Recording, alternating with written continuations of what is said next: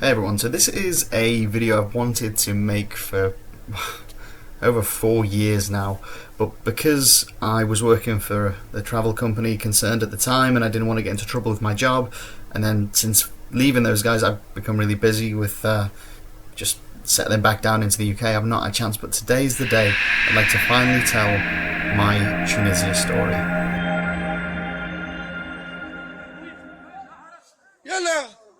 The beach attack is happening.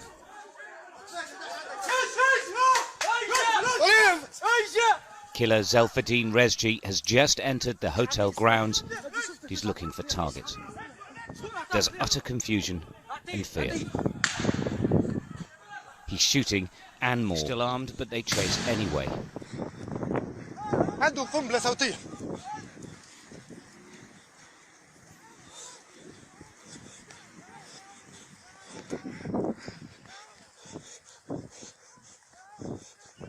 Our cameraman cuts through a beach club and is now just behind the fleeing gunman as fighting between him and the police intensifies. The terrorist is only just in front of them, but they refuse to give up.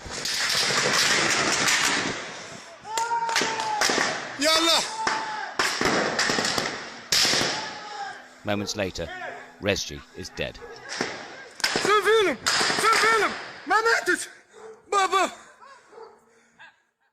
A remarkable film and remarkable bravery.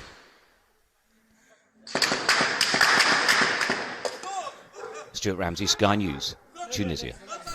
In 2015, I was working for the holiday company TUI, who at the time were known as Thomson.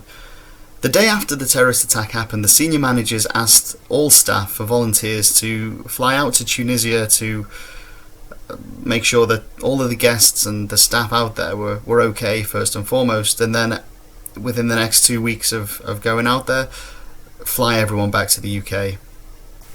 At the time, my plan was to film as much as possible so that when I got back from Tunisia, I'd be able to make a documentary style film. But 4.5 years has passed since the terrorist attack in Tunisia happened, and I'm only just getting around to it now. It's not because of how it affected me or anything like that, it's just because I didn't feel right making a video about my experiences there whilst I was still working for the company. I've since left TUI, and now I'm finally getting around to making the video of my experience. So this first video from the 27th of June is literally after I've got off the phone with my manager Tucker, after having confirmed that I would go over to Tunisia and help out everyone as best as I could. So, just had a phone call from my manager saying that they need people from Thomson all over the world to go out and help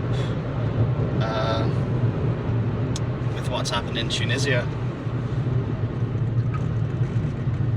And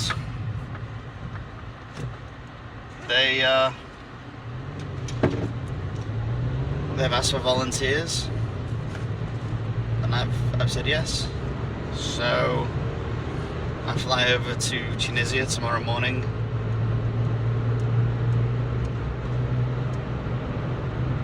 To try and help those people out.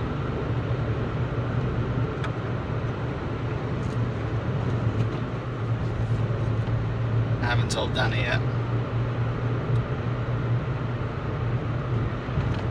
I don't think she's going to be impressed.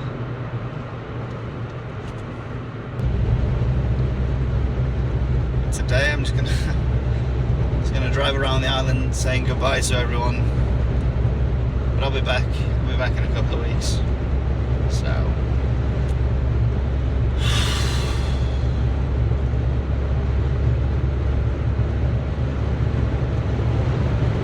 let's go on an adventure. All that's left to do now is pack my bags and fly.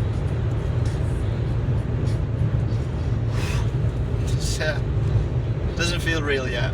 Does not feel real at all. I'm sure it will soon enough.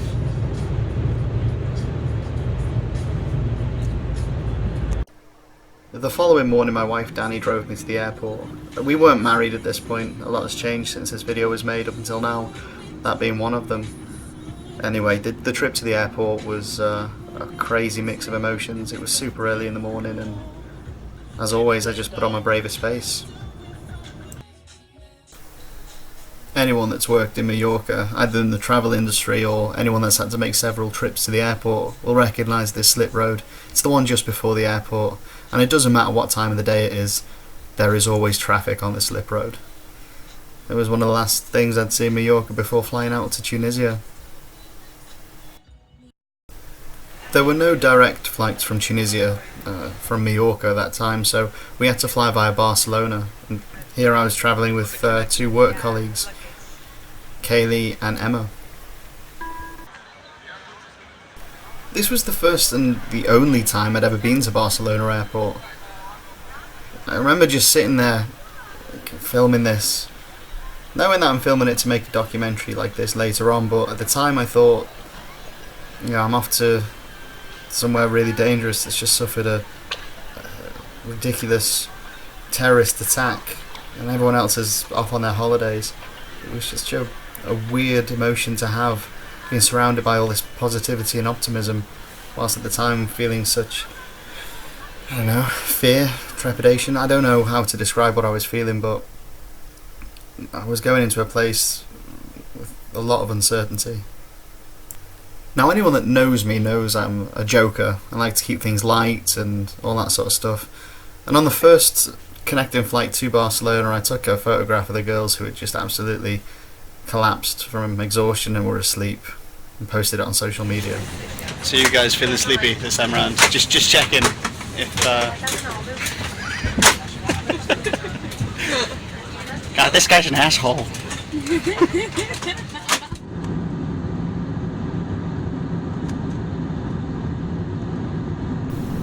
So eventually all of our flying brought us to our destination, and we were above Tunisia, and it was finally sinking in how real it was, the situation that we'd all found ourselves, myself, Kaylee and Emma, what our job was to do.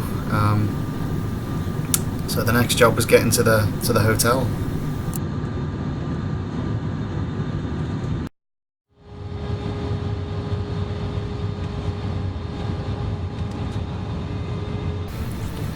My first impressions of Tunisia was not what I was expecting. I'd been to Egypt before and other North African countries, but never Tunisia, and I wasn't expecting it to be as built up as it was. I was really taken back by how beautiful the country really was. As you can see, the turquoise blue water, and we were flying over some factories and industrial stuff, but the rest, it was amazing.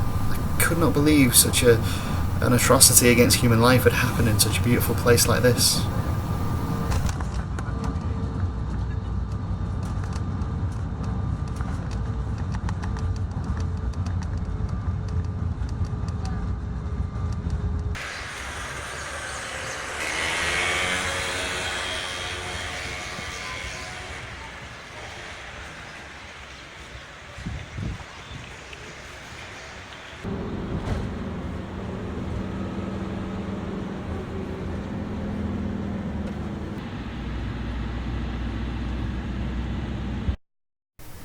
We finally got to the hotel that we'd be staying at and working at to repatriate all the guests and the staff that had been there and experienced everything, and needless to say, the security was super tight.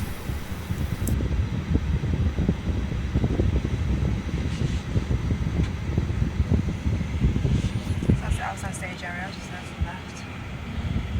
And you have a hotel. Inside stage area is just there, to the right. Right here, it's building here. Comment?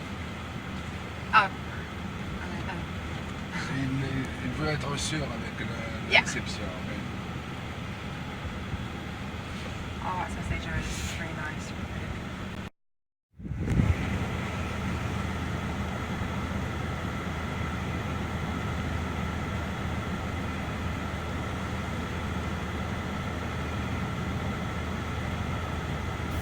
There was a tense standoff with the security and us.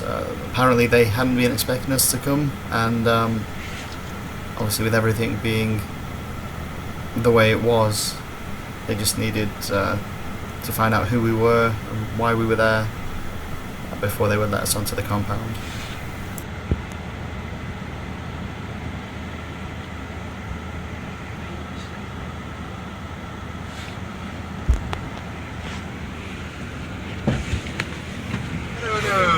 Hi. Hello. Thanks. Just coming here for like 2 weeks. You just Help out. Entertainer. Just help out. It's the three of you coming, okay. bara ثلاثة أعمال ما نتعدى لا واحنا تو ما تعرف يعني ما تخذنا يا ولد حكاية فيها اي ما تعرف اي ما شيء لازم كتاب ما تخذنا قالوا لي تومسون ولا تي قلت لهم راه مسؤولين ما انتم نورمالمون وريتك الورقة تخليني ندخل اللي جاي على خاطر الغدوة تاع العام الجاي اي نورمالمون خايفين يتراوشي وبعثوا حبينا نعطلكم العالي. That's freaky. Once we'd arrived and settled in, been given our rooms, it was actually sunset, and I just couldn't believe this was the same beach that just a couple of days ago 38 people who'd been on holiday just enjoying themselves had lost their lives, and right now it was so peaceful and beautiful. It's such a juxtaposition of the two states of mind. One of the jobs we had whilst we were over there was to minimise the disruption of the entertainment and animation as little as possible. The hotel that we were in was a family hotel, and there were a lot of children who the parents just hadn't told them what was going on. I mean, I'm sure they suspected something was different, but they didn't know what. So we were there to cover that. One of the first jobs we had to do was get into the box where all the sound and light equipment was kept, and that was easier said than done. Everybody shouldn't be touching it. No, how to pull it out? That's what she said.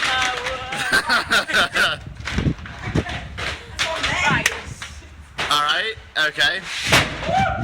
This seems more like a permanent solution to a temporary problem. Avatar is awful! It's not gonna go. What? I took all out? Oh yeah. What? It's broken! Yeah, but if in the middle of this drops down onto all the electrical equipment. Yeah, it's not safe. It's a hazard.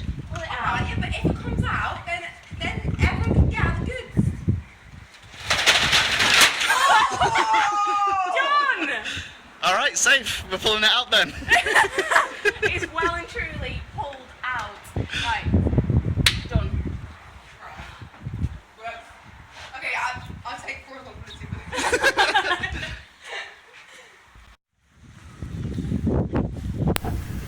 After a few days of being at the hotel, a memorial was arranged for the people who had lost their lives a few days before. This is everyone heading down to the beach to pay their respects.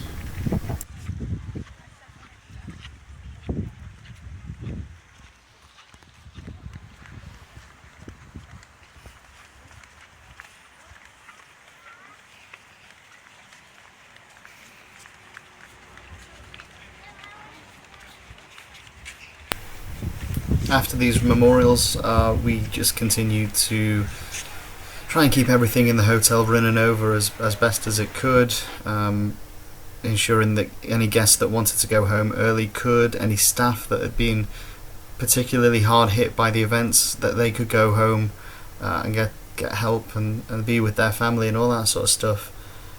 And in the end, we were back in the UK ourselves on the 8th of July, a little over 2 weeks since that terrorist attack happened. In that time, we were actually on the last Manchester flight out, which was one of the last flights out of Tunisia back to Britain. And it was only last year, in 2018, that the Foreign Office said that Tunisia was safe to go back to. It's an absolute travesty what happened, but more so as well on the people of Tunisia, who really rely and depend on the tourism coming in from Europe so that they can have a livelihood. Tunisia is an amazing place, and the actions of one deranged gunman should not be a reflection of every Tunisian person. Everyone we met there who was Tunisian was so welcoming, so kind, and so sorry for what had happened in their amazing country.